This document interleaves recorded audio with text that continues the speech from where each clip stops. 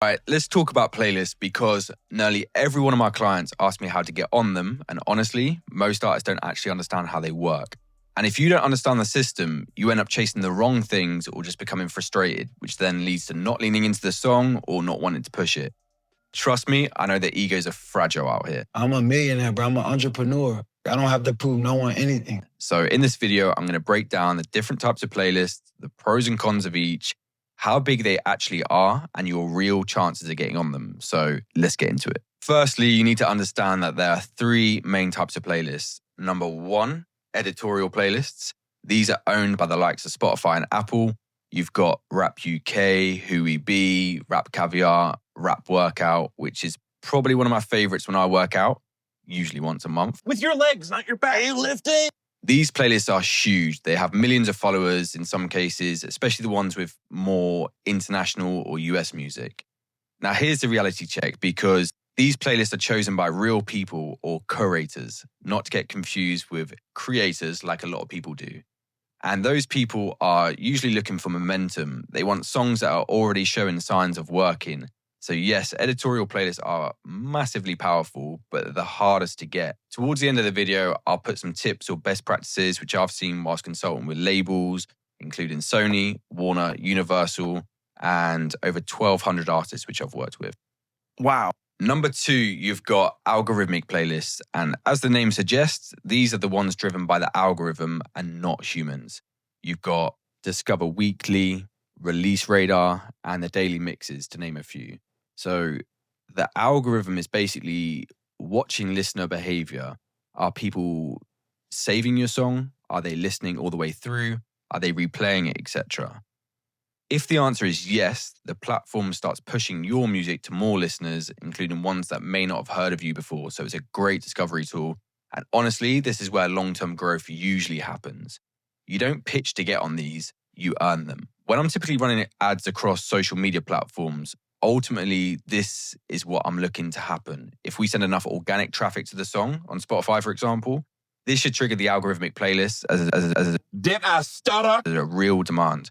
And the algorithm will push it out to more people. Number three, we've got user-generated playlists, or as they're commonly more known as, non-editorial playlists.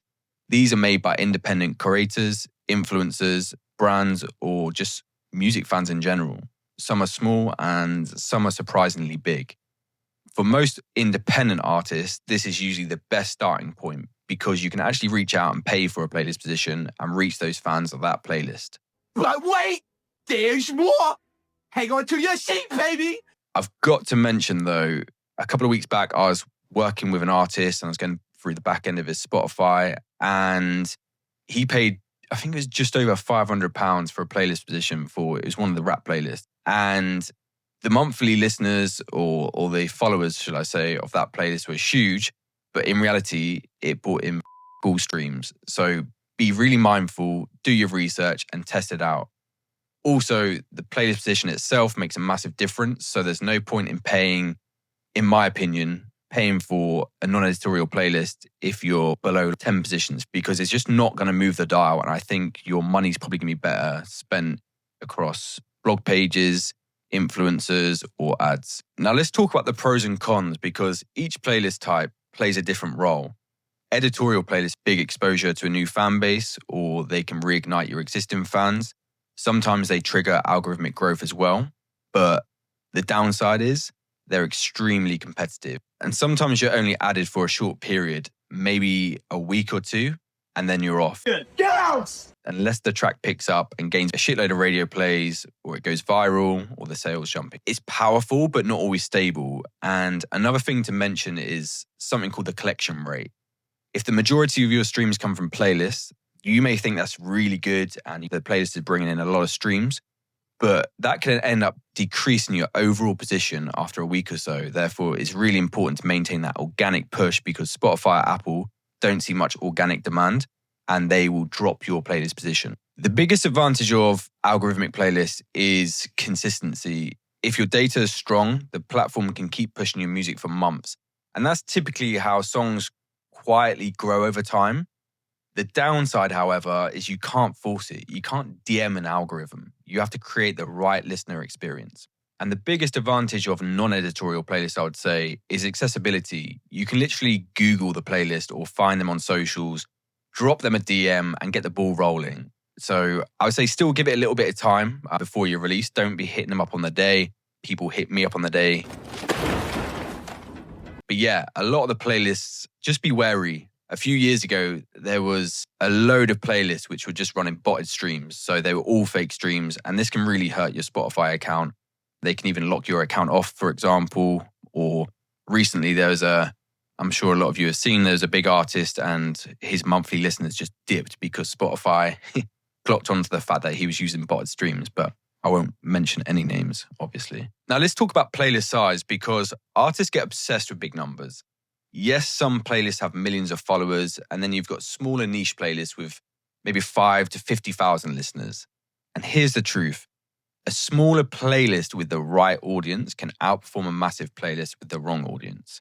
Because, let's face it, engagement is what matters. So if people save your song, replay it, follow you, go check you out on socials, subscribe on YouTube, that's what creates real growth. You're building your core fan base. It might take a little while to find which non-editorial playlists suit you, but if you check out on Spotify in particular, search for a similar artist and just scroll down to the featured on section, and you can see what playlists similar artists are on. So it's a really good way to see whether they're on the bigger editorial playlists or if they've paid for some non-editorial playlists or may have just been featured for free.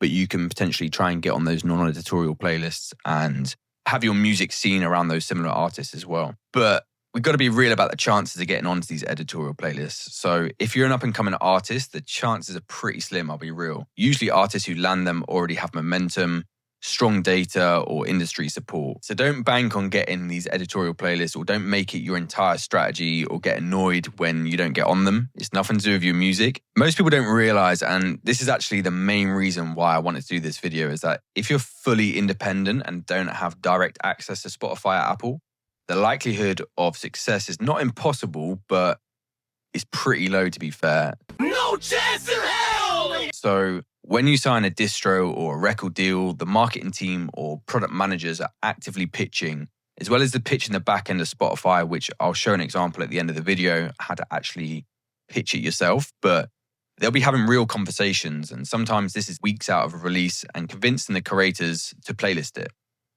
Sometimes distros especially have a lot of artists on their roster, and the smaller artists still don't get a look in because they only have a certain amount of time to pitch and they can only pitch for a certain amount of artists. So for context, some labels have monthly calls. Some even have more frequent calls, so every week. But gone are the days of taking the Spotify team out for lunch and getting playlisted that week. I don't think you have the facilities for that, big man. But after the release, the teams will usually send out updates, which are concise emails, and they usually contain information on how the song is performing, including anything to shout about. So the number of streams or the increase of the streams week on week, any social stats, so how many saves the song's had, or if it's going viral on TikTok, how many people are using the sound, for example, radio plays, interviews, press, and just anything that may sort of tip the curators over the edge to actually playlist that song. So algorithmic playlists, everyone has a chance to get on those. So if listeners respond well, the algorithm will test your song, basically put it in front of more people and see how they react. So this is why early engagement matters so much. And I bang on about it all the time with making different pieces of content and making sure you're posting regularly. DM your fans or your core fan base to pre-save if it's an EP, mixtape, or an album.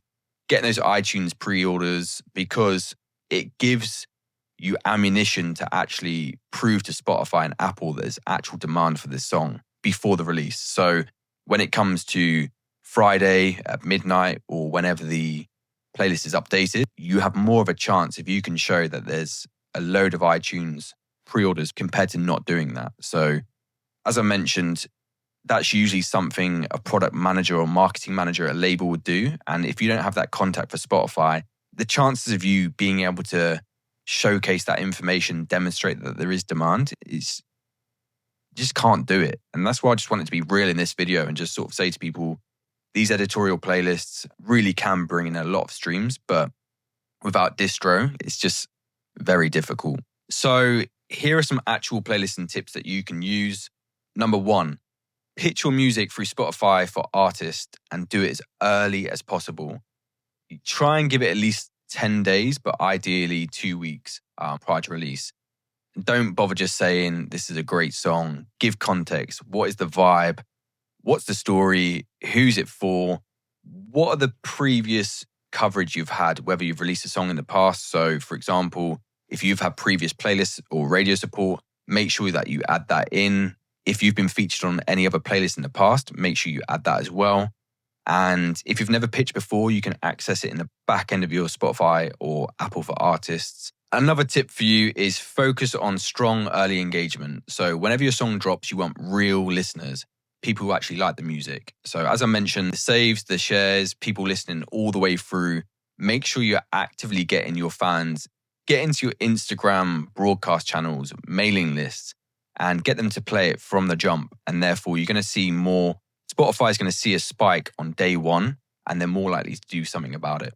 Another tip, when you reach out to these independent creators of the non-editorial playlists, tell them why your song fits and also when it's dropping. Don't reach out unless you have a date locked in, because it's just going to be wasting their time, wasting your time. And this, say, for example, you have a song in the future, they're just probably not going to respond. And finally, playlists are fuel. They are not the engine. The real goal is to engage your core fans. If someone discovers you through a playlist and then follows you on socials and then you retain them by posting consistently, that's the win. If you're an artist watching this and you're looking for a campaign to drive streams and trigger those algorithmic playlists, drop me a message on Instagram, drop a comment with your biggest playlisting questions or what you want me to see break down next.